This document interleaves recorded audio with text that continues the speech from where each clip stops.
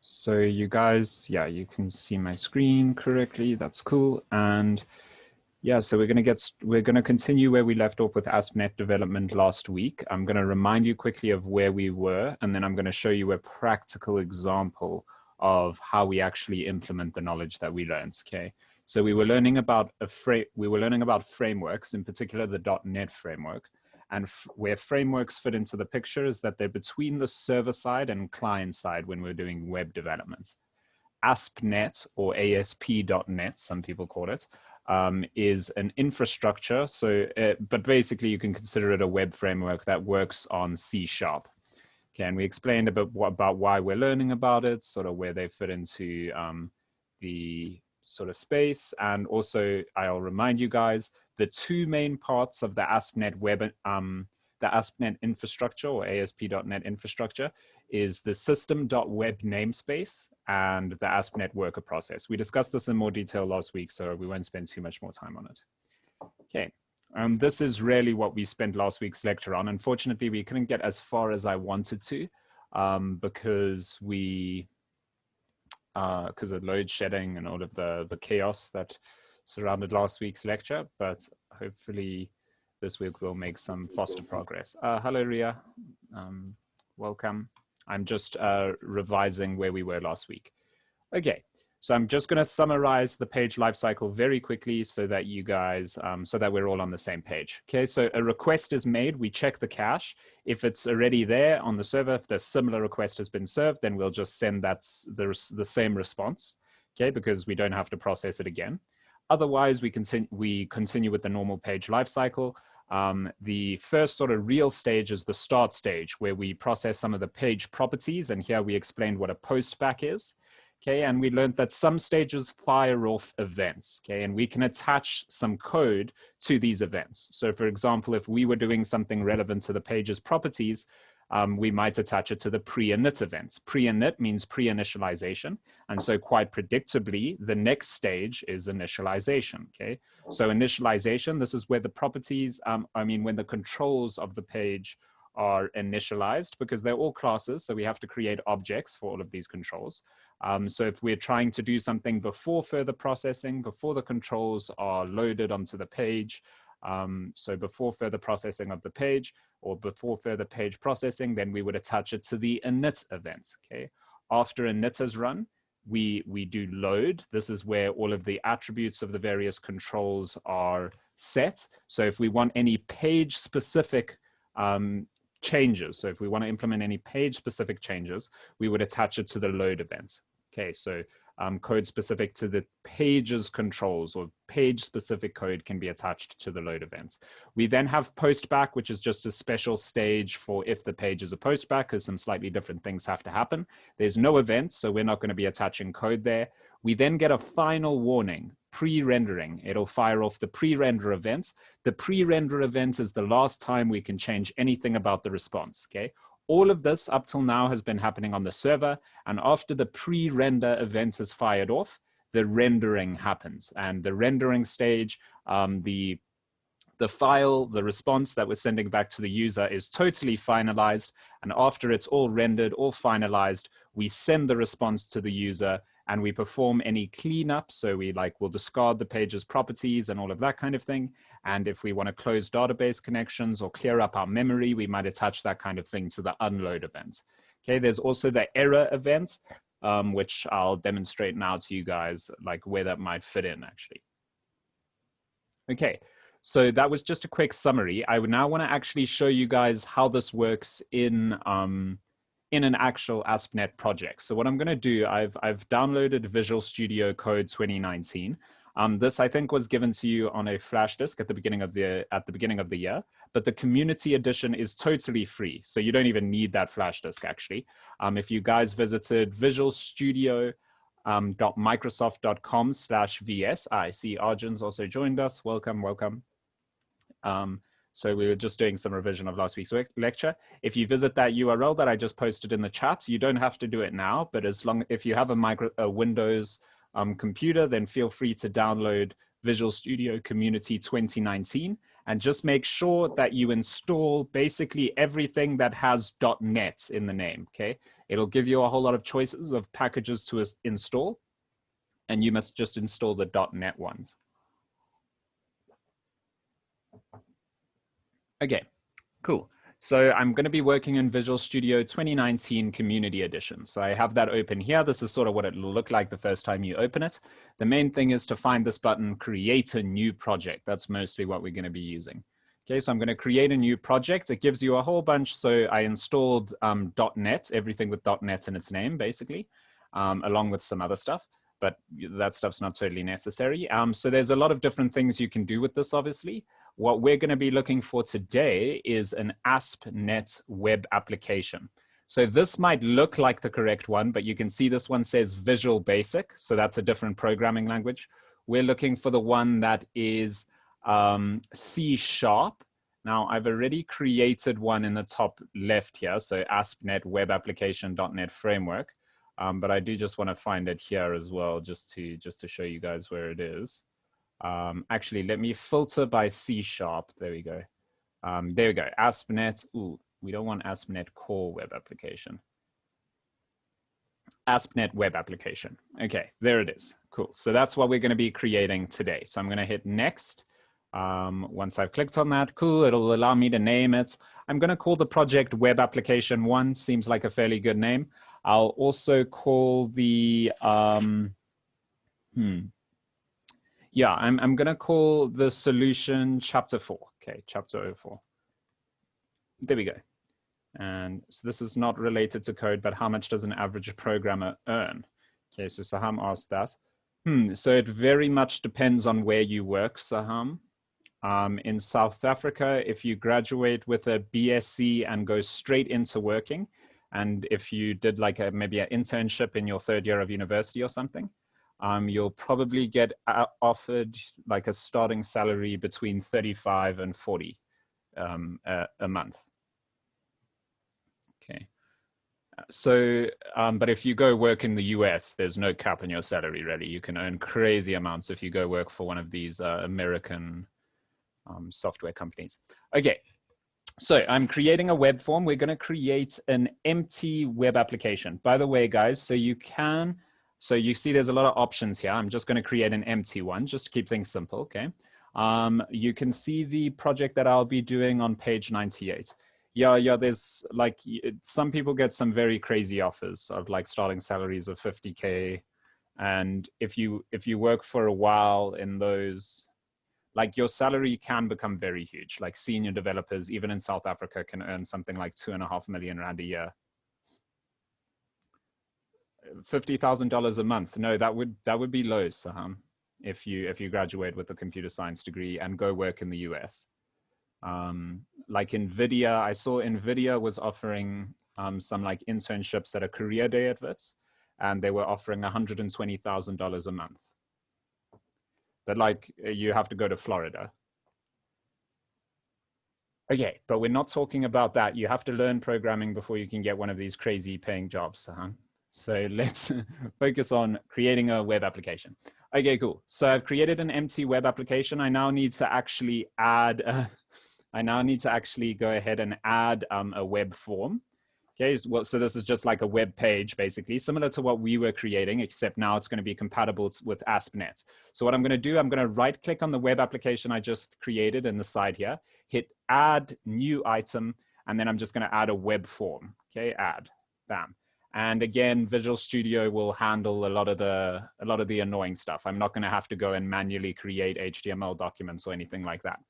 Now, you guys, you see what's on the screen here. Now, don't overcomplicate it by looking at the file extension. What is this? What code is this? You guys have seen this before, right?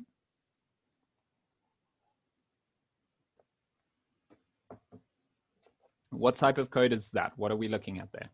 Yeah, it's HTML, exactly. So you guys have seen this before. This is just a special kind of HTML document that's stored on the server. So you see it's .aspx. So this is just understood by ASP.NET. Okay, so it's just a special kind of HTML document. All right, nothing too hectic. And behind each of these .aspx documents, we have a .aspx.cs documents. Okay, so .cs, that is C#. Okay, so this is some C# that we're looking at here. All right. So what we want to do, what I want to actually demonstrate to you guys is the stuff we have on the screen here. This isn't just some kind of metaphor or something, not some kind of fancy metaphor, all right? This is like actually how the page request is processed. So I'm just going to show you that quickly, and then we'll move on to the next bit, which is session management. Cool. So what I'm going to do, you can literally just type the name of each event. So we're going to go through each of these events, and we're going to attach something to it. Okay, so we've got the page underscore load event. I'm just going to leave that there for now. So I'm going to attach something to the first event that occurs. So what event will that be, guys? Can someone tell me? What's the first event that's going to occur? Not the first stage, the first event. Looking at what we have on the screen now. See, start is the stage, Saham. Start is a stage. What's the first event?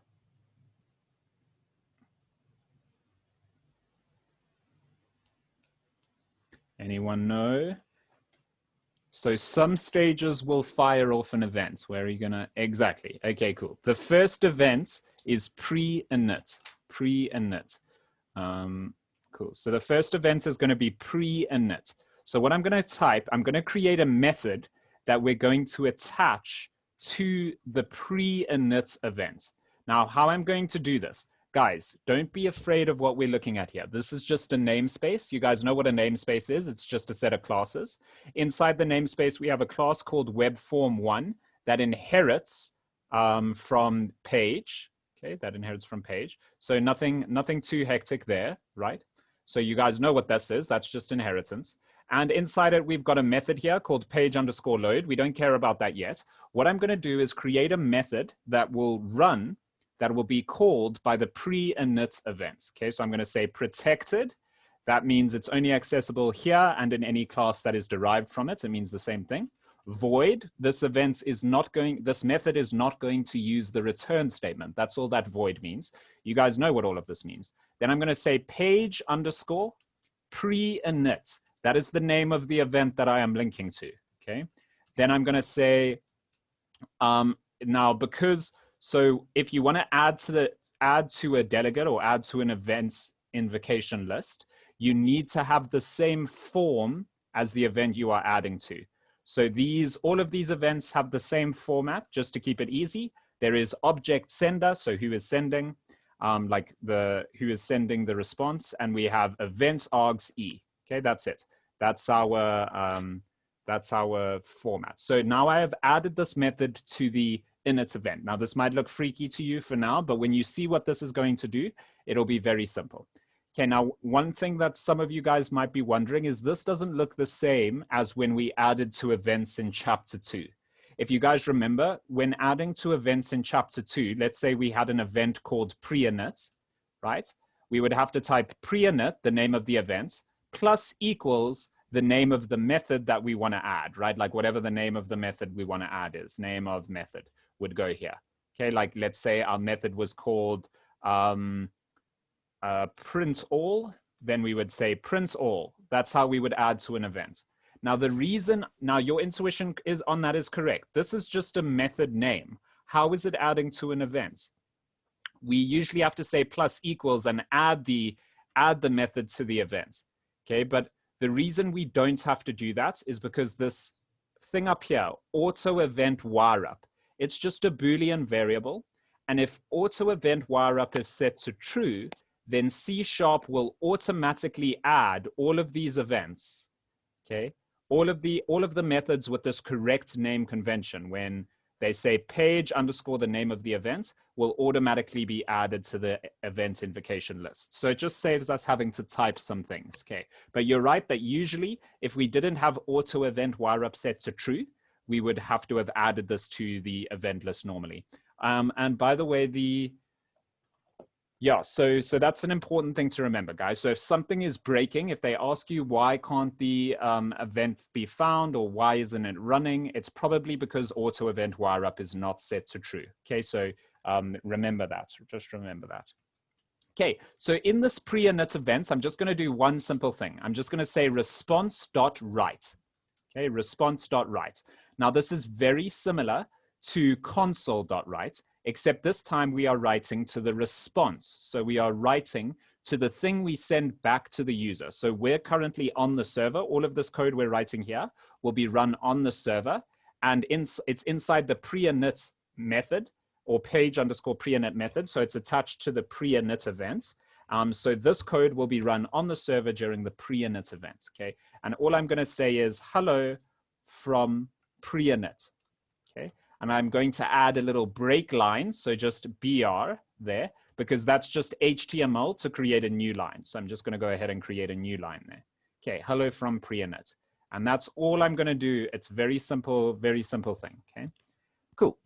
So I'm just gonna build this. So I'm gonna translate it all into machine code, and I'm doing that by right-clicking on solution and hitting build solution. And you can see it says build started, it's building, making sure there's no errors. It says build 1 succeeded. Okay, so I managed to translate all of this code down to something the computer will be able to understand. And then I'm gonna go over to webform1.aspx, and I'm gonna right-click, and I'm gonna hit view in browser, view in browser. So just hit view in browser, and it's gonna go ahead and open that up in the browser, and we'll be able to see what this code does, okay? So that's happening. It's gonna take a little while the first time it opens. It's gonna have to load a little bit.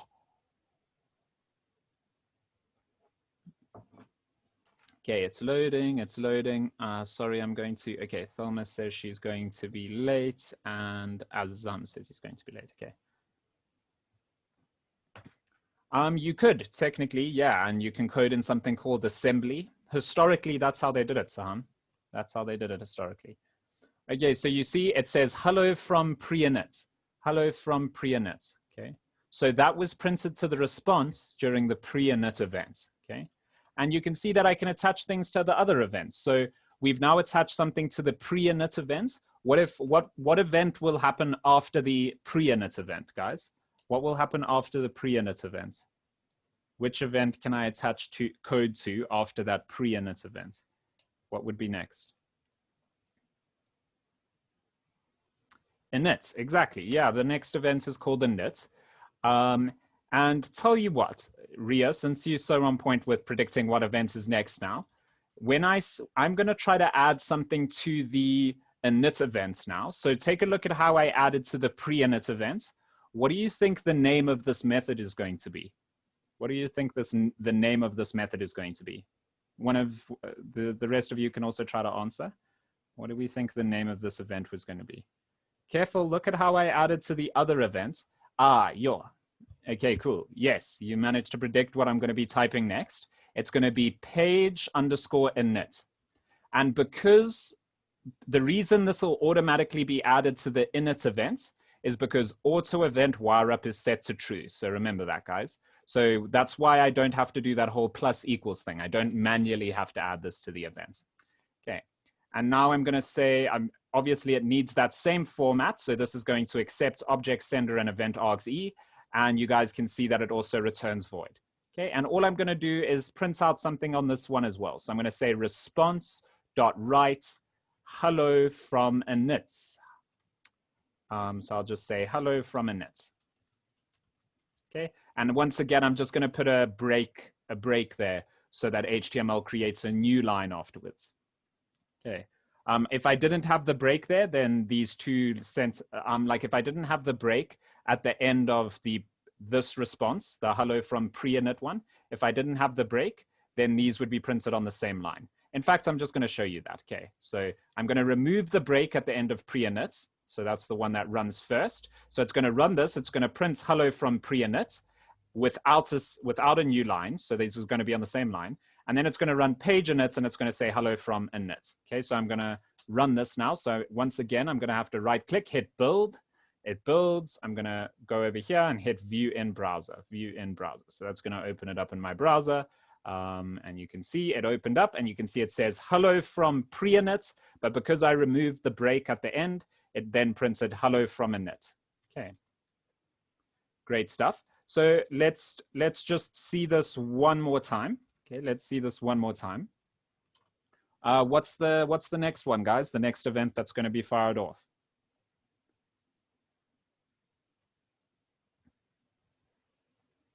What's the next event that's going to be fired off? Load, yes, precisely. Cool. So we want to add something to the load event as well. I don't have to ask you guys, the method is already here, right? C# actually created this one for us automatically. I'm going to say response.write hello from load. Hello from load. Okay, cool. So just to remind you guys, pre-init, we would do things that are relevant to the page properties, which we'll see in a little while. Page init, we would do anything that we want to have happen before further page processing occurs, before the controls are loaded and initialized. Page underscore load, anything that is specific to the page, which we'll see in a little while, we would do under page underscore load, okay? So cool, I'm gonna build the solution again and just show you guys one more time. So if I hit view in browser, by now you get the picture. So it says hello from pre-init, hello from init, hello from load. Notice that even though the method load is before, right, technically, obviously the order of the methods doesn't matter. What matters is the order that the events run in, right? So pre-init runs first, then init runs, and then load runs, okay. Cool, so what would be next, guys? What would be the next event?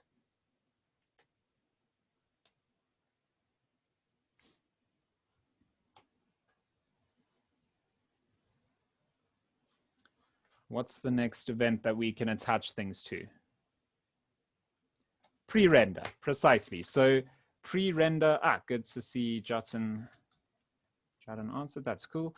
And we say protected void page underscore pre-render, right? Again, by now you guys, I'm sure, get the picture, so I'll do this one pretty quickly. We need to have it as the same format as the other two, so object sender, event args e, and then we just say response.write, hello from pre-render. Okay, hello from pre-render. Hello from pre-render. And I'm going to put another break at the end there. Okay, and remember what we said. So this is the last chance. Pre-render, the pre-render event is your last chance before you can change anything from the response, okay? It's your last chance. So we've now attached a thing to every single event that we could possibly attach to. We've attached some code to every single event. And we're gonna make this example more complicated as we go through. So don't worry about that, guys. Now there is one more event, right? The unload event, okay? So I wanna ask you guys what might happen here. So remember, pre-render is the last time we can add anything to the response. Okay, it's the last time we can add anything to the response, because we then go into rendering, which finalizes the response. And by the unload stage, the response is deleted and already sent back to the user, right? That's what happens in the unload stage. So I'm gonna try something here. I'm gonna say protected void page underscore unload to attach something to the unload event. We have to give it the same format as all of the others. So object sender, event args e. And then we're just going to say, I'm going to try saying response.write hello from unload. So what do you guys think? Is that okay? Is that okay?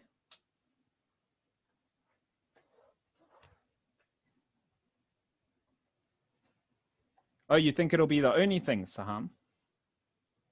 Maybe. I actually, you know what, that wouldn't be bad intuition, I suppose, because you might think that it would overwrite everything else, but not quite. It might not show. That's also good intuition. What's actually going to happen is C# is going to give us an error. So I'll just show you guys. But yeah, both of you have fairly good intuition. You know that something's not right here. You both know that something's not right. So that's great.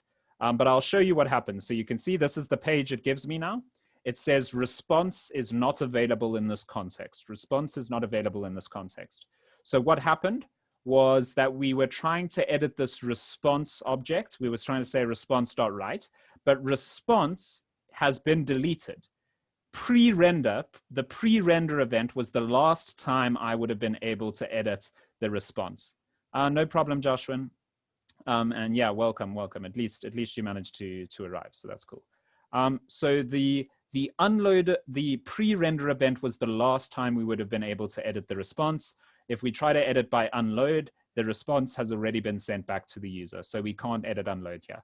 All we would do here in the unload events is to do any processing that only happens on the server, so that the things that the user doesn't have to see. So any cleaning up, closing of database connections, clearing of memory, all of that kind of thing would happen in this unload step. Okay, cool. So that's the page lifecycle. You've now seen a practical example of it. We'll discuss this little note at the bottom of the screen just now.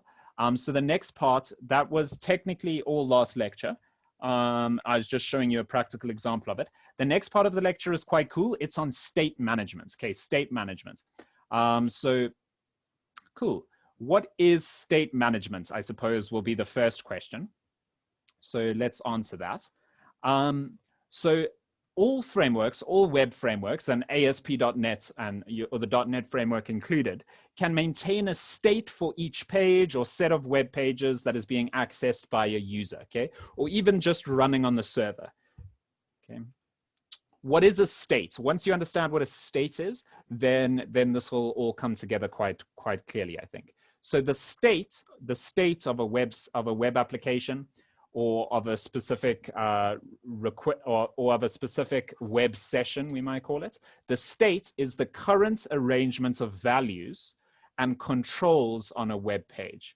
So the other way to think about it is just to look at the definition of the word state, like the standard definition of the word state, the particular condition that someone or something is in at a specific time. So the state of our website, if you like, is the particular condition that it is in at a specific time. So the values of all of the variables and controls on the website. Now, you might be wondering, why do we care about this? But this is actually a very important idea that I think some of you guys will find interesting. Okay, so we'll immediately see there are two categories of state management. Okay, there is client-side state management. So that is variables that are used and stored by the client or on the client's browser. And then we have server-side state management. So those are all the variables, all of the details that are stored on the server, okay, stored and used by the server. Okay, so those are two kinds of state management. We'll go through these quickly. They're quite easy. Okay, so we're going to start by going through the different kinds of client-side state management. There are 4 kinds of client-side state management that we care about. The first is query strings. Query strings are just some values, so string values, as the name suggests. They are strings, okay? They are strings that can be passed around in the URL of a web page by using the question mark character followed by a key, okay? Any string that you like can be stored in this way. Okay, so I'm going to show you that now. So I'll show you on 2 different websites some of the uses of query strings. Probably one of the most popular websites in the world that would ever use a query string would be Google. Okay, so I Googled the state define. Where are we using a query string here? I'll show you. I'm going to remove the extra bits. This right here, the question mark Q equals states plus define, that is a query string. Okay, that query string is specifying what I am searching. So for example, if I change the value of the query string to cat, then I will be rerouted as if I typed cat in the search bar. Okay, if I change the value of the query string to dog, then I'd be rerouted to as if I was searching for dog. Okay. If I wanted a space, I could post dog plus cat, because that's just how YouTube filters their query strings. Okay, so that's all a query string is. Pretty simple idea, and it's very common when using searching and for some other stuff as well. So I'll show you another place that a query string might be used. So here, if I log into the site normally, I must be rerouted to the home page. Okay. But you could see that I can also click on the library, but if I'm not logged in, then I can't get access to the library. But after I log in, I should be rerouted to the library, okay? And so you can see at the top there's a query string that says next equals library, okay, next equals library. And so that's one place where you might see that occurring. Another place where you might see it occurring on this side as well is just, again, searching. So if I search for Jane, you'll see that the query string on the top left is set to Q equals Jane. Otherwise, it might be set to Q equals Lewis, in which case I'm searching Lewis. It could be Q equals Grim, in which case I'm searching for Grim. Okay, so that's a query string, and that's what they're used for. So you see, we can store information, we can pass around information in the URL using query strings. That's all query strings are. They're not complicated. That's literally all they are. Okay, we can pass around strings in the URL. All right. Another interesting one that you guys would have heard a lot about is cookies. Okay, cookies are small packets of information, so just small bits of information that are stored by your browser on your computer. So what cookies are used for is used to maintain your login sessions so that when you close your browser and reopen your browser, you don't always have to re-log in. That'll be a cookie that's allowing you to do that. And also just to personalize things, just to personalize some aspects of the site. So I can give you another easy example of cookies, but really all you need is a sort of theoretical understanding. Okay, so you can see I've got 2 cookies in use by the site. So all I did was click on the lock, and you can see it says cookies 2 in use. I'm just going to remove these cookies for now. Okay, so I just removed them. There we go. So I now have 0 cookies in use on this site. Okay, I'm going to hit login, and I'm now going to sign into the site. Okay, hit sign in. Okay, notice it says, welcome Joshua. How does it know my name is Joshua? Well, it fetched that information from the server, right? It fetched that information from the server. The server told the browser that my name is Joshua, basically. And so the browser knew to render that there, okay? So look, we've got now 3 cookies in use. We've got 3 cookies in use on this site. What do we have? We have a CSRF token. That's what's maintaining my login. So that's what's maintaining my login. You can see it's valid. So you see it's valid for 1 year. So my login session is valid for 1 year. Okay, see, it started today, 9th of September 2020, and it ends on the 8th of September 2021. So that's how long this CSRF token is valid. If I hit log out, then it'll automatically be made invalid, right? It also stores a thing called a session ID. So what the session ID is if I give this ID to the server, it can uniquely identify me. So it'll know that I am this session. This particular session is defined by this session ID. So if I wanted to continue this session on another computer or another device, for example, I could send over that session ID and the server would see it as me, okay? Well, sort of. It depends how that can be managed in different ways. But this is just what the ID that the server associates with me. Okay, it's the ID that identifies me to the server. Okay, and then there's also messages. Okay, there'll be a whole bunch of messages. One obvious message is this welcome Joshua, check out the library. This kind of personalization that would be what's stored in that messages cookie. Okay, so all of those were cookies, and that's just what cookies are used for. So to personalize things on the browser. Okay, now be careful when I say that. Okay, if you're a developer, they are not called cookies. They are actually called sessions if you're a developer. Okay, like if you're working on the server. But for the user, they're called cookies. Okay, so but don't worry, I'll explain the distinction and where you need to understand it as we keep moving through this. Okay. Another way we can store things is in hidden fields. Okay, this is quite a silly way to store things, not really used much anymore, actually. I know that some payment processing things will use them occasionally, but otherwise they're not super common. So what I'm going to do, I'm going to come to this page again. I'm onto the login page, and I'm just going to hit inspect just to show you guys what a hidden field might be. So let's say I wanted to store the person's email address somewhere on the page, but I don't want them to be able to see it. Okay, so picture this is not a login screen. This is just a page. And on the page, I need to store some data, in this case, their email address. So you see I've got their email address in this field here. Okay, but I don't want to have to design this field. I don't want to have to make it look nice. I don't want the user to be able to see it. So I'm just using it to store their email. Okay, that's all I'm using it for. So if that's the use case, if that's what you're trying to do, you can actually hide these fields. So you see this field here, the input field, is storing 1407370@students.wits.ac.za, right? So that's storing some data, but I don't want the user to be able to see that data. All I have to do is change input type equals hidden. Hidden. There we go, and it's gone. All right, you see it's gone. It's still there. You can see it's still stored in the value of the input field. It still says value equals 1407. It's still stored there. And you can see if I change the type back to text, then the user would be able to see it again. Okay? So all that is doing is it's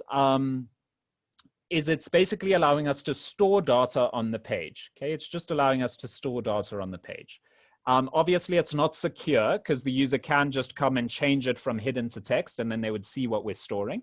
So it's not a secure way to store things, but it is a way to store things. Okay, so you guys must know it. So that's one kind of client-side state management, because you can store you can use these hidden fields to store some information about the web page, about the state of your web app, of your website, and of the session. Okay, so that would be an example of client-side state management. All right. The last example of client-side state management that we're going to be considering is the view state. So this is just a thing that's special for C#. This is something that C# can do, and it's used to store some page-specific information. Okay, so this is the last kind of client-side state management that we are going to be checking out. And yeah, so the view state. So the main things to understand if you want to use the view state, so it's just a one long string that can maintain the current state of the web page that the user is accessing. So I don't think we must explain it too much because we're going to spend a lot of time on server-side state management. So it's kind of similar to the idea of a query string, except special to ASP.NET. And all you have to do to set up a view state is you set a Boolean called enable view state to true. Okay, you just have to set this thing, enable view state to true. Let me should I show you this? Actually, no, I think I had an example in the slide. Yeah, okay, cool. I have a little example in the slide, a GIF. Okay, so the type of thing that view state could be used for, you see I type RAM there, and then I hit clear value. Okay, now I'm gonna type mirror. Okay, you see mirror, clear value. Mirror is gone. Where is mirror? It's stored in the view state. But you guys can picture you could do this with hidden fields. You could do this with query strings. You could do this with anything you liked, really. It's just that the view state is one way to do this. Okay, so you see it managed to store mirror, hit clear value, RAM is gone. But when I hit display value, it still knows that RAM was the value because that value was stored in the view state. So if you set enable view state to true, then C# will allow you to manage the view state, which is just another way to do client-side state management. But in general, you don't really need something like this. Okay, now onto the super interesting stuff, server-side state management. And we can see quite a nice example on this one. Let me just see, what time is it? I mean, I guess we're making kind of good progress. I do want to be quick though. Okay. Cool, so there's only two kinds of server-side state management that we have to know. They are the session state and the application state, okay?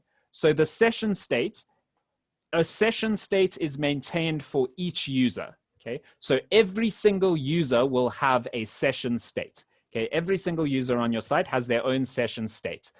In fact, you guys should already know this based on what I discussed earlier. How does the server know which session state belongs to which user? How does it know that, guys? From what we saw on that website that I was showing you just now. How does the server know your session state belongs to you? So each session state has one user, a session state, the session ID, I think. Yes, exactly, Ria, exactly. Yeah, precisely. So, oh, it does kind of say it there, but I trust that you did remember, so that's cool. So you see so each session is identified by a unique session ID. So every single user that accesses the site is given a session ID, okay? And this session ID is what uniquely identifies your session on the server, okay? So that's all that is. That's how the session ID is maintained. So each user has their own session and they're identified by the session ID. Now, what is the session? Essentially what the session is it's your cookie, but the one that the server has, okay? So as developer, like on your browser, when you're using it as a user, as a client, you call it your cookie, okay? You call it a cookie. But when we use it on the server, when developers use it on the server, they call it a session, okay? A session. All right, so Basically, it has the same function as the cookie. It's just what the developer uses. So you must be very careful when being asked questions about this. If you are personalizing a page, like for example, how do you display someone's username and password securely when they're accessing your site? Now, for the user, it would be stored in a cookie. You guys know that. All of those personalizations are in a cookie. But to keep it secure and also to do it on the server, because you're being asked as a developer, how would you do this as a developer? You must answer the session state. You use the session state. You do not use the cookie. The user uses the cookie. That's the client-side state management. The server-side state management, the one that we, the developers, use, is the session state. Okay, so that's the distinction you guys must make. They serve very similar purposes though. Okay, so like if you're being asked, how do you store someone's bank account details and display them on various pages in your site? The answer is the session state, not a cookie. Okay, not a cookie, because the cookie is the client side and you are being asked as a developer how you handle this personal data. Okay, cool. So that's the main thing on that, but we're going to see a practical example of session state. Before I show you that, because this is just the last part of this lecture, and then after that, we'll take a break. We might cut a little bit into it. But yeah, it's just one more example that I want to show you guys. The application state, as the name suggests, so we have a session state maintained for each user. Each user has their own session, and we have a session state that is managed for that session specifically. We also have an application state. And as the name suggests, that's any state variables that are general to the whole application. Okay, that are general to the whole application. What do we mean by that? So anything like the number of users currently active on the site. Okay, so like the number of people who are currently accessing our site. Let's say like 20 people are on your site currently. That number, 20, would be stored in the application state because it's not specific to any user, right? It's not specific to any session. It's like the state of the application, okay? Or let's say we were running Take-A-Lot and Take-A-Lot was having a special site-wide discount. So everything was 30% off, everything on the entire application. That would be stored in the application state. So anything universal to the whole application, not specific to any singular user. So hopefully that makes sense. And those are the two kinds of server-side state management we have. We can manage a session for each user, or we can manage the application state for the entire application. Okay, cool. But let me actually show you how this is done. And we'll just actually use the same little example we have here. It shouldn't be too complicated to translate this into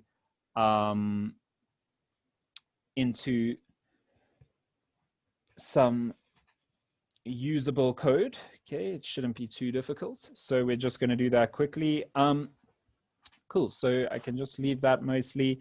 We'll be on, we'll be doing something similar to what they do on page 102. Okay, tell you what, we're going to go to 10 to 4 and then I'll give you guys a little bit of a break. Okay, cool. All right, so I'm just going to edit the body of our application quickly. Okay, I'm just going to edit the body of our application. Cool,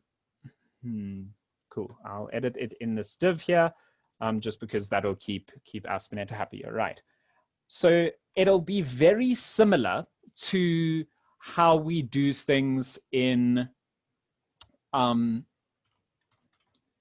normal HTML. Okay, this will require some discussion actually.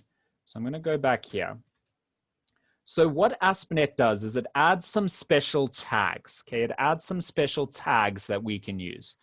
All right, so how should I demonstrate this to you guys at first, just to show you like one useful thing that you could use. All right, we'll go through it and just make sure you ask if you're confused about anything. So you can see at the bottom here, we have this percentage tag. Okay, that's what's being used at the top here. You see it says %. Okay, it's just a different kind of tag. Okay, %. And all that means is that ASP.NET will run that in C#. Okay, so you know what the head tag is, the body tag. These are all understood by the browser, right? All of these normal HTML tags. What the only difference with these with these special tags, these like percent tags, is that they are understood by the server. Okay, so the server processes them before it sends the response back to the user. So for example, if I say % equals add numbers, okay, add numbers, like that. This will be interpreted as some C# code, okay? This will be interpreted as C# code, all right? So any expression you put here will be interpreted as C#. That's all this does, right? That's all this does. Let's try running a super simple example. Hopefully it works, this one.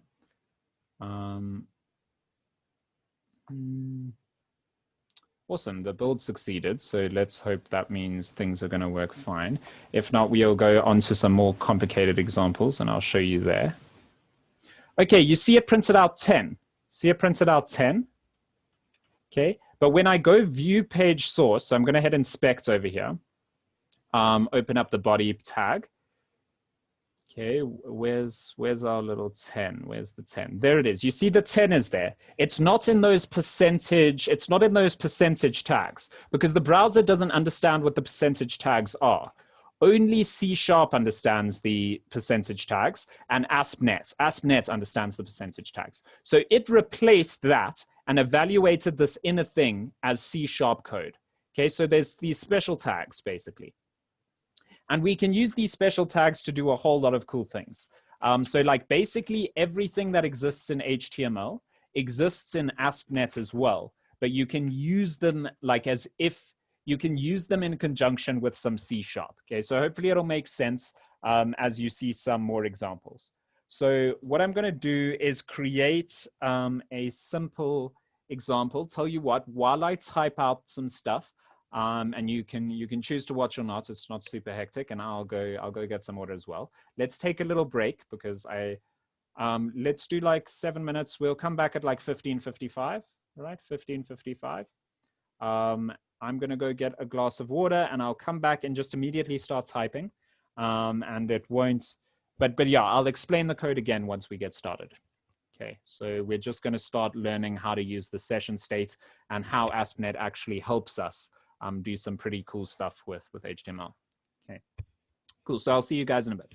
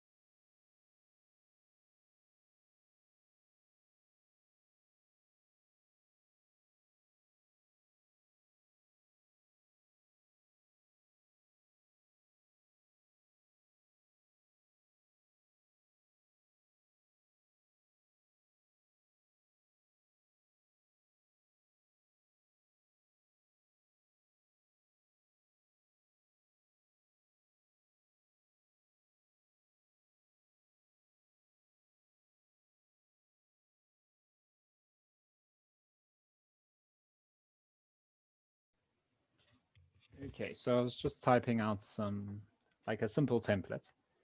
Currently it won't do anything because we haven't implemented anything. But hopefully this, I didn't want it to take up our lection time because it doesn't really, hopefully it doesn't really have to be explained too much to you guys. It's like just a simple sort of structure. Ooh, what am I? Oh, right, yeah, we haven't defined button underscore one click yet, but I'll go do that now.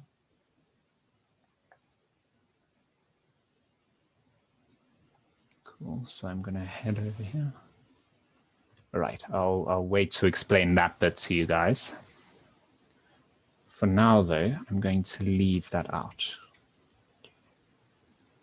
Just build.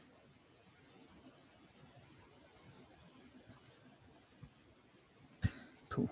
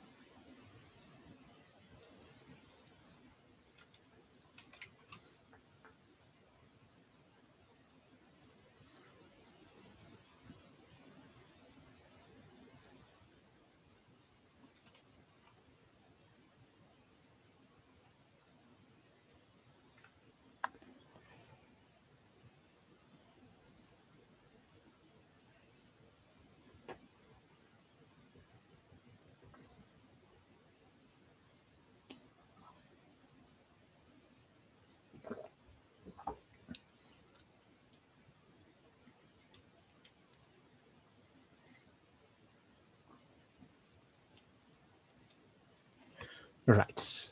I think let's get started. So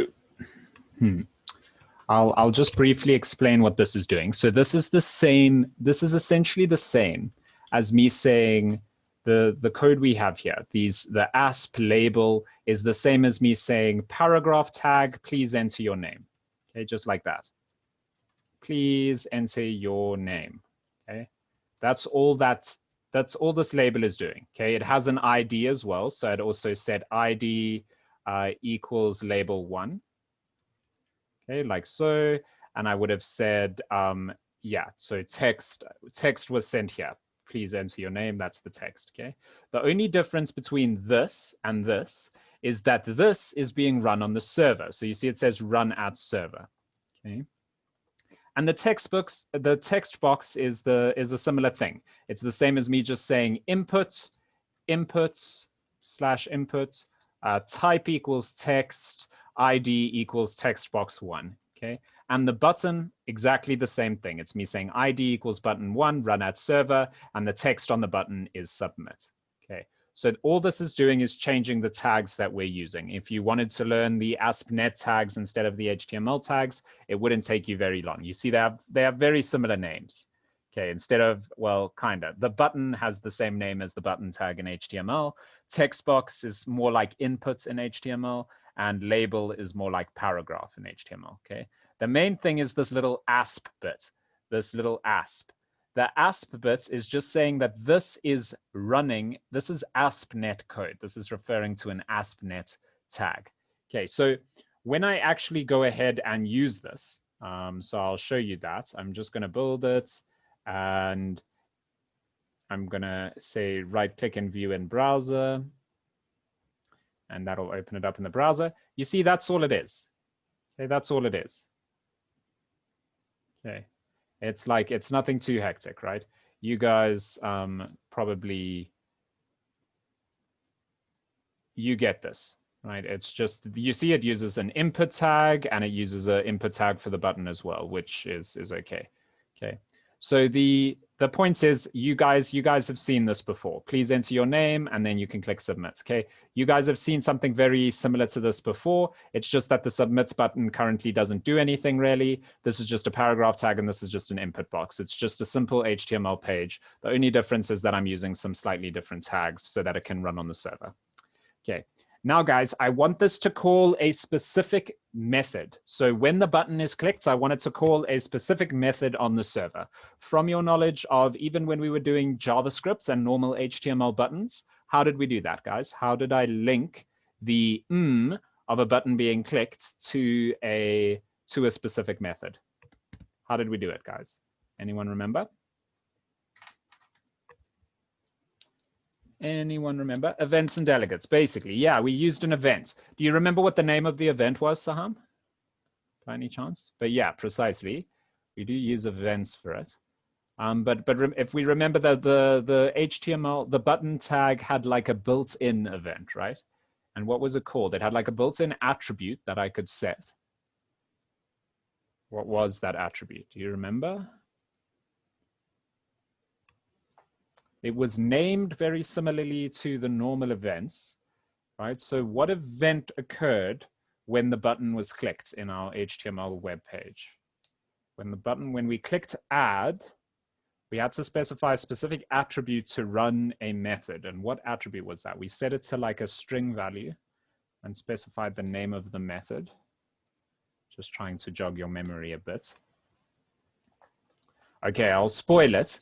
The attribute we set to activate the method was onClick. You guys remember that, onClick. And you can just set it to a string that is the name of a method. Okay, so I'm going to set the name of this method to be button1_click, like they do in your book. It's a bit of a long method name, but that's fine. Okay, so when this button is clicked, and you see it says run at server, when this button is clicked, it will look for the method called button1_click inside the webform1.aspx.cs file. Okay, that's here. That's this file. So it's going to look for this method, button1_click. Okay, so I just have to go ahead and create that method. Okay, so I'm just going to say, it'll be quite simple. I'm just going to say protected void button1_click. Okay, and yeah, it's going to need the standard stuff. So object sender, events args e, and that's that. So I've now linked this method to the event of that button being clicked. Okay, so I've just linked that to the events of the button being clicked. Now, what we're going to do is fairly simple, I think. So I'm just going to create a simple thing where you can type in your name and it will render back a page saying your name. Okay, it's just going to render back the page, except the label that says please enter your name is going to be replaced. So let me just show you it. So we've got a label, we've got a text box, and we've got a button right on our page. So I'm actually just going to go ahead and show you that. So I'll hit build again, right click, view in browser. Okay, we've got a label, we've got a place to type names, and we've got a button. Okay, the button currently does nothing. When you click the button, what I'm going to make it do is just replace this with hello and then your name. Okay, hello and then your name. And we won't change the other stuff for now, but I'll show you guys how to do that. Okay. Cool. So that's going to be fairly simple. What we're going to use is the session state. So every single user will get their own copy of the website, right? Their own button, their own text box, their own name. Okay, so the server has to store the name of each person and also be able to identify it with that person.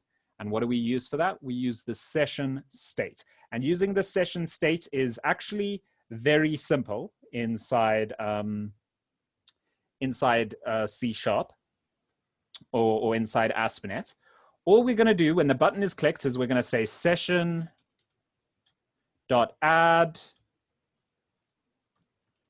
name. And what I'm going to add to name is textbox1.text. Okay, textbox1.text. Now, let me just explain what's going on here. Name is just like, it's almost like a variable name. I haven't explained dictionaries to you guys yet, so we will do that now. But the main thing to understand is this thing on the right. So it's saying textbox1.text. What is textbox1? Textbox1 is the ID of this text box. So you see this label here, its ID is textbox1. So if I say text box 1.text, what it's doing is fetching the text from that text box. What I'm then going to do is say label 1.text equals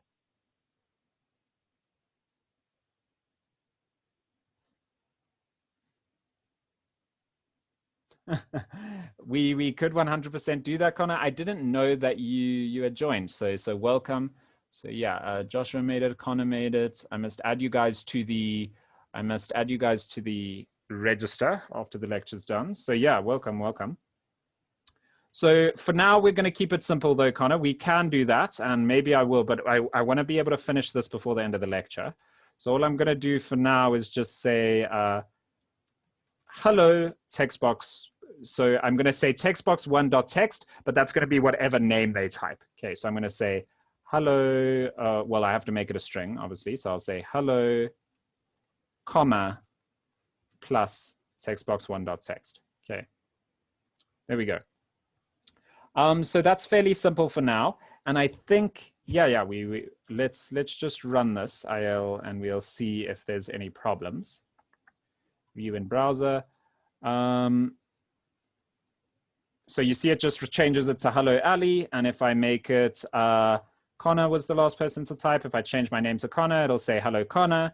If I change it to Saham, it's going to say hello Saham. Okay, so you see I can now change my name inside the session state.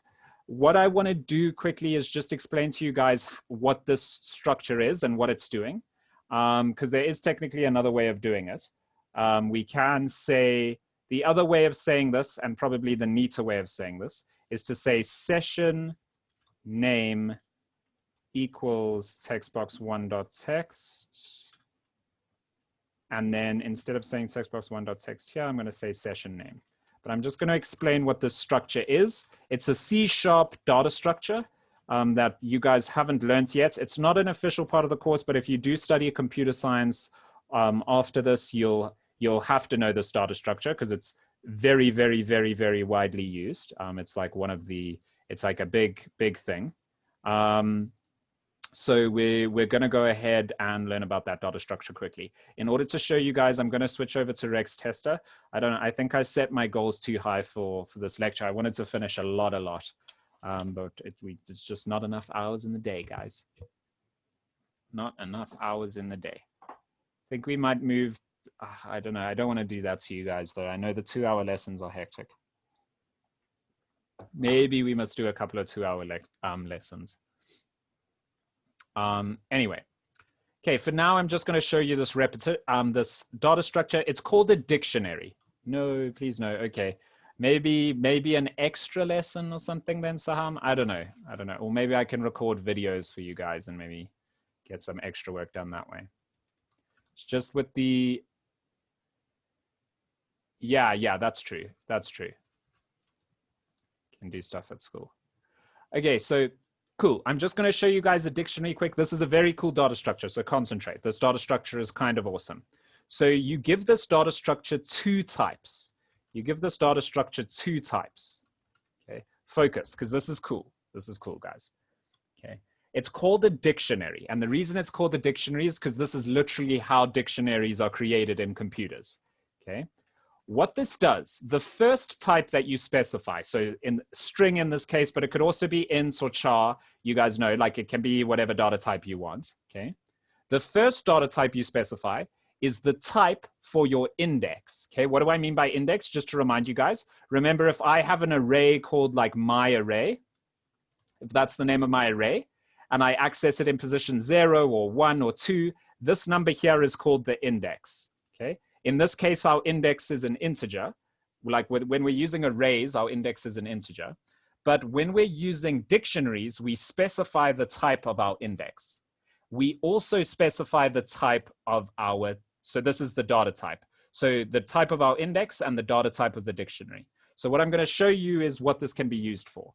So I can set, so the name of my dictionary is dict. I'm saying dictionary dict equals new dictionary. So I'm just exactly like when we say Q, my Q equals new Q, or stack, my stack equals new stack, like exactly like all of the other decision structures that we've learned. I mean, exactly like all of the other data structures that we've learned. So I've just created a data structure called dict here. And what I'm going to do is say dict at position cat. Dict at position cat equals domestic feline mammal. Okay. Ooh, whoops. Domestic feline mammal, like that. Okay. I'm then going to say dict at position dog equals domestic canine mammal. Okay. I'm then going to print out console.write dict at position cat. What will this print out, guys?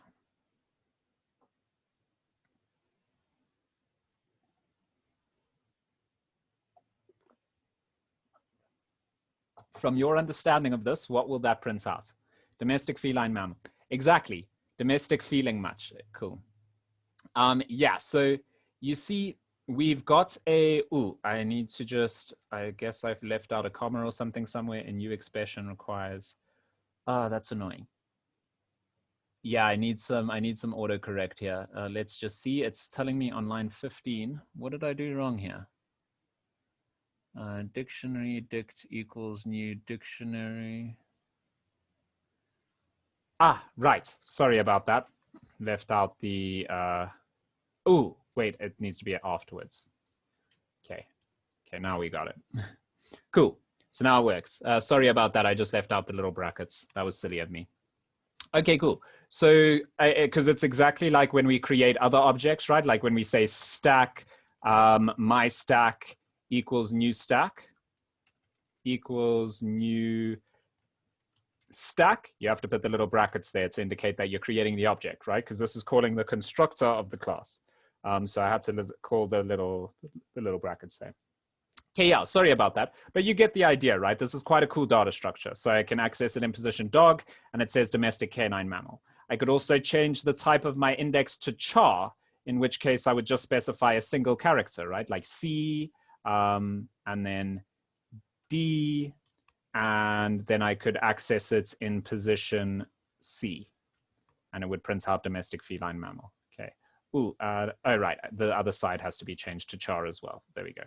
Cool, and you see it prints out domestic feline mammal. Okay, so I just changed the index to char there, and you could also change what it holds to char, what it holds to integers. So like one useful thing that you can do with this, actually, Saham, it would have been useful for one of the Rex tester things, is to say you can link letters to numbers. So like C is the third letter of the alphabet.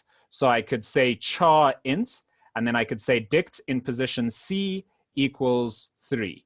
And dict in position D equals 4, because it's the fourth letter of the alphabet. And then when I access dict in position C, it gives me 3. If I access dict in position D, gives me 4. So each letter could have a number. You can imagine I could go A equals 1, B equals 2. So that's the kind of thing you can use a dict for. They're quite cool. So you can specify the type of your index as well. Okay, that's called a dictionary. You guys don't technically need to know this, but that's all this is doing. So session is a dictionary, and I'm setting session in position name to whatever was stored in the text box, and then I'm accessing session in position name. So that's how this is happening. Okay. Now we could change the other thing I want to show you guys, just to remind you guys about this. All right, guys, I want you guys to tell me this. I know it's going to be a tough question. It's going to be a tough question. I'm going to tell you before. So can I do like 1 or 2 answers, for example, like a coin? It could do that. It could do that, definitely. Like if you link specific numbers to specific sentences, all of that kind of thing, wherever you could need to specify your index type. Okay, but I want to ask you guys a question. Might be a tough one, but maybe if you guys remember to my quick explanation at the beginning of the lecture, I want to access the isPostBack property, the isPostBack page property. So it is a page property, okay? I want to access the page property. Which events will I use to do processing of page properties? So we've got these 5 events: pre-init, init, load, pre-render, and unload. the page properties. So I'll go through sort of from back to front what the different events are for. It won't be unload, right? Because unload, if I want to write to the response, I want to write to the response. So I don't want to use unload for this. Pre-render is the last chance I have to do anything. Okay, it's just a warning, basically. Pre-render is just the last warning before the page is rendered. We've got load. Load is where page-specific changes are made. So if I have code specific to the page or to the specific to the controls, then I might use load. Okay. Init is where we do things before further page processing. So close, Ria, close. Init is where we do things, anything that we want to do before further page processing. And indeed, we could use init for this. We really could use init for this. But formally, how they say it is that in the start stage is where these page properties are first set. And so we'll link it to the pre-init event. Okay, you could use init for it, Ria, though. So technically that is correct. It's just, you know, when they ask, so if they ask you, you want to do something before further page processing, then usually say init. Pre-init is for any page properties. Load is for page specific code. So like if I was setting something specific to the page. So let me say, how should we do this? I could explain this to you guys as well. So actually, yeah, I'll do that. If your name is not set, okay, if your name is not set, it's going to be silly, but I'm going to say if session name is null. Okay. So I'm going to say if session name. So if you haven't typed the name, so if this is the first time accessing the page, okay, if session name equals null, okay. So if your name hasn't been set, if you've never submitted a name, then what it's going to do is it's going to set the text box to welcome. Okay, I mean, it's going to set the label. So it's going to say label1 equals, or label1.text equals welcome.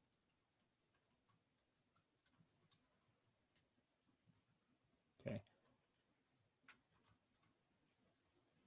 All right.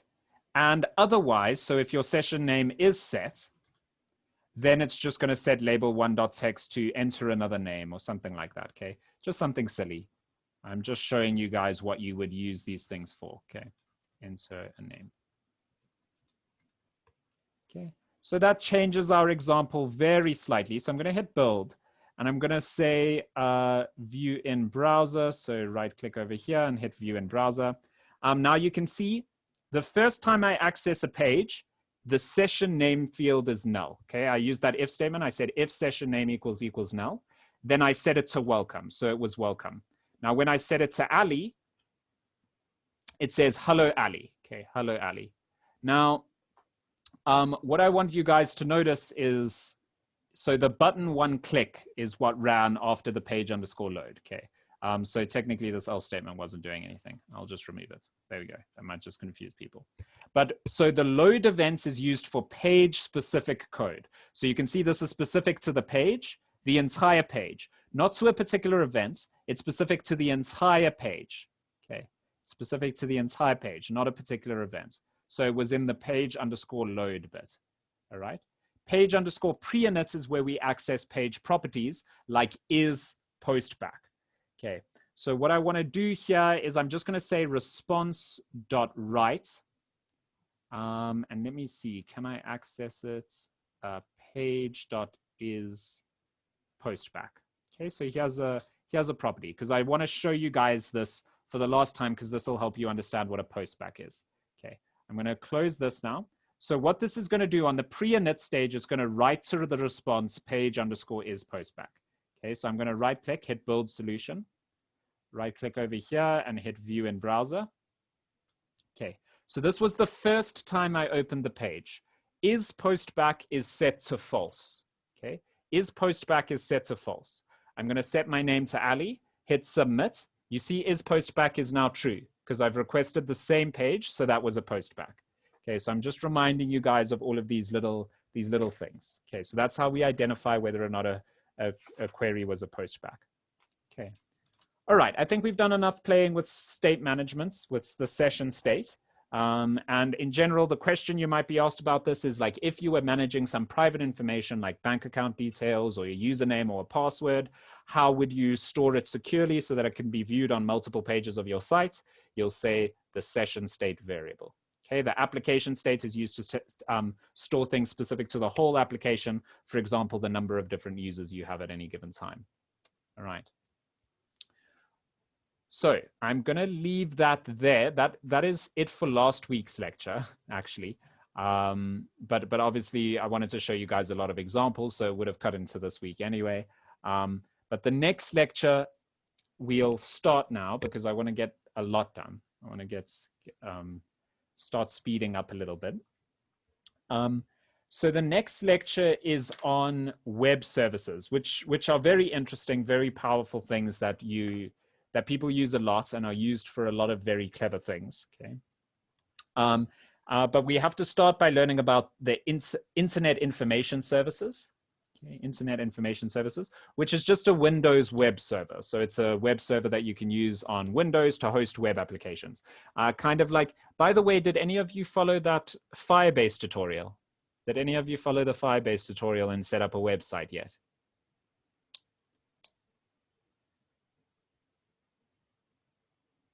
No time. Okay, try to do it this week, okay, because it'll be cool if, because we'll show off your website, okay. We'll show off your website, and if you have any trouble following the tutorial, then feel free to message me, okay. So yeah, try to do that this week, guys. Cool. So anyway, IIS is essentially like if, so the one I showed you guys, so this is hosted on a particular web server. Every single website on the internet is hosted on a particular web server. Sure, Connor, I'll post one on the WhatsApp group after this lecture. I think I posted it last week, but I'm not sure. But yeah, I'll post a link to the tutorial as well. And yeah, you can follow with it and you can create your own personal website, okay? Cool. So all websites have their own web services. Once a web service, yeah, on Mac too. On Mac.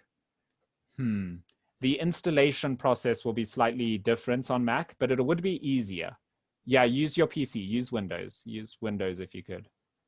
Anyway, okay, so every single website on the internet has a particular web server.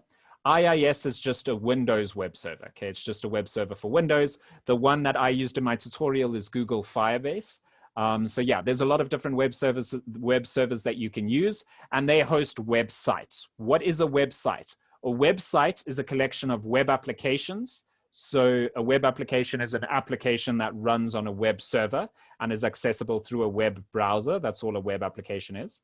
And virtual directories. A virtual directory is an alias or symbolic link that points to a physical directory on a web server. So the first one, you guys know what a web application is, but I'll actually, you know what, I can explain it in a brief way. So for example, on YouTube is a website, right? YouTube is a website. But the website is made up of multiple web applications, okay? For example, there's a web application where you as a user watch videos, right? But there is a separate web application also on the YouTube website. They're both on the YouTube website. But this other web application is where content creators upload videos. YouTube Studio, it's called, okay? So there's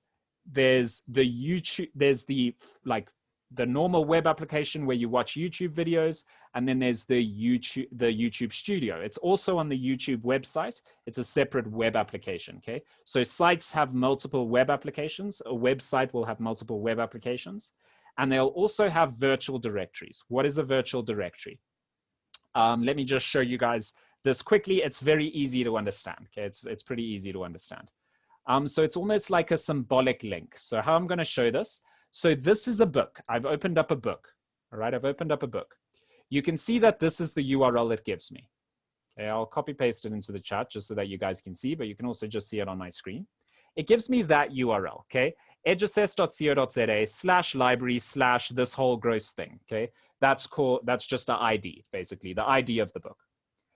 This directory /library/8C7997, that whole thing, this directory does not actually exist on the server, right? Like you can see on your computer, the server is just a big fancy computer, right? You can see on your computer, like if you open a folder, there is a literal directory, right? You can follow through this directory. The file is actually sitting somewhere. The file that holds this book, this book, it is somewhere on the server, but I didn't specify the exact path to the server in the URL, okay? What this is a symbolic link. It's a symbolic link. It points to like when the server sees that path, it sees a particular directory on the server, okay? And that's what a virtual directory is. This directory here is called a virtual directory. It's not pointing to and by that I mean the slash library, the thing after it, okay? In a way. So you can see it as like a symbolic link, okay? So when you tell the computer, the server, a particular path, it knows the literal path to that document, okay? The actual path on the server. This is not the actual path. The actual path will be like in another folder, somewhere else on the server, okay?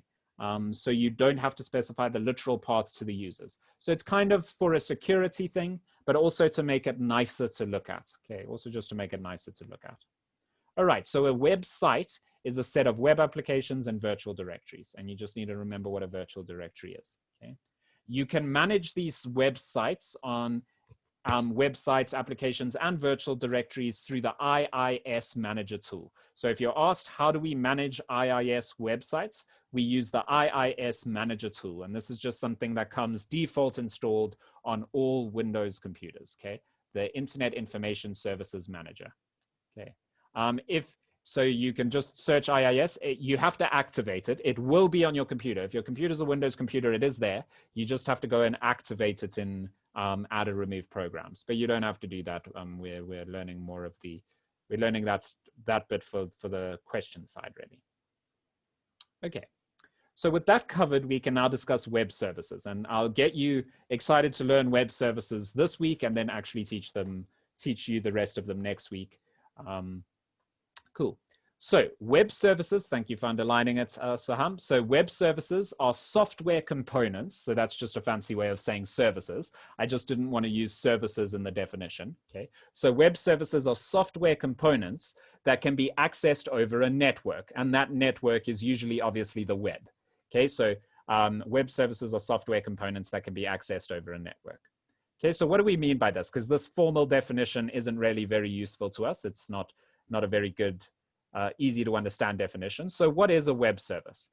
So let's say this is you on the left here. You're smiling, you're happy, you're going to Schnitzel House. Now it might look like it says authentic German restaurant. It might look like that this place can speak English, but this German restaurant is so authentic that they only speak German. The chefs at the restaurant in the kitchen only speak German. Okay? So you want to go and order something from the restaurant. So you say like 9 drinks, please. We're also saying, if any of you can speak German, that's very cool. We're saying this guy can't speak German. So they say 9 drinks, please. And the German chef says, nicht was? What do you mean? How like it obviously he doesn't understand you. He doesn't speak English, okay? So the chef doesn't understand you. How do we solve this problem, guys, in the real world? How do we solve this problem? You only speak English. You want to order something from the German chef, but he only speaks German. How do we solve this problem? We get a translator. Yeah. Or quite simply, in this case, we might get a waiter, right? A waiter who speaks both English and German. But yeah, a translator would work too, right? Some kind of mediator, something that mediates between you and the chef, right? So the chef only speaks German, you speak English, we get a waiter who can speak both or can like somehow translate between you in like a middle language that both of you can speak, right? And that's sort of what the role that the waiter would fill. He's essentially the mediator. Okay. And this is essentially what a web service is. Okay, we have a web server. Let's say our web server only speaks C#. Our web server only understands C#. You only understand, you as a client, you just have a browser. You only understand HTML, CSS, JavaScript, that kind of thing. You only know that stuff. So you need some way to translate, like you want to use some of this code, some of their C# code, and you want to like, you know, be able to like access it and actually use some of their methods and all of that stuff. But you don't speak C#. You don't speak C#. So How do we solve this problem? The web service will provide a way for you to communicate, even though you don't understand their language, okay? And it'll do this, it does it in a very clever way. So these are quite a cool concepts. So what a web service allows you to access the functionality of classes and methods on a remote computer without necessarily knowing the language they were created in, okay? So it allows us to access the functionality of classes and methods on that remote computer, that is the web server, okay, without knowing the languages they were created in or the language that they were created in, okay? Cool, we'll discuss, I guess, that little bit later, yeah. So what I want to show you is just give you guys some examples of where web services might be used. So you've seen this kind of silly example, but let's see a more like a real world example. Where's a very common place for a web service to be used? So one really good way of seeing it is if you search for like Johannesburg to Cape Town flights, okay? And you open up like cheapflights.co.za or something, okay? And I'm just gonna search for a flight there, okay? So cool. Cool. So I can scroll through this, right? We've got Safair, we've got Airlink. Let's see what other, if there's any other airlines. Safair. We saw a Mango. There's Mango here. Safair, Airlink. Cool. So they seem to only have flights from those guys. Maybe those are just the cheapest ones. I don't know. We can work with those three. Okay. Now there are a couple of possibilities here, right? Either cheapflights.co.za has access to Fly Safair, Airlink, and Mango's databases. Okay, that's one possibility. Maybe they have access to Airlink's database, they have access to Mango's database, and they have access to Safair's database.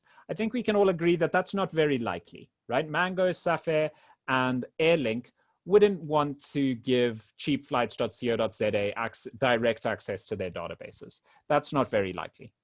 What's more likely is that Safair, Airlink, and Mango have published a web service, okay? And that web service allows you to query their code, query their web server to get the flights that are currently available, okay? And that's how this is done. And that's what we'll be learning about in next week's lecture. How are these web services created? What else can they be used for? And that sort of thing. All right, but I'll see you guys next week. Thank you for coming. Attendance seemed to be a little bit better today, although some people were late. Okay, cool. I see you made it, Azam. So I must remember to add Joshua and Connor, Azam, and I think I already added Uriah. So yeah, I'll remember to add all of you guys. And yeah, the spinning top looks awesome.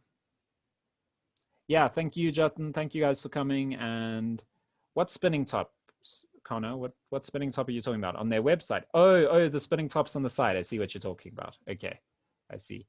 Yeah, thank you, Ria. Cheers. Thank you, sir. No, it's no problem, Azam.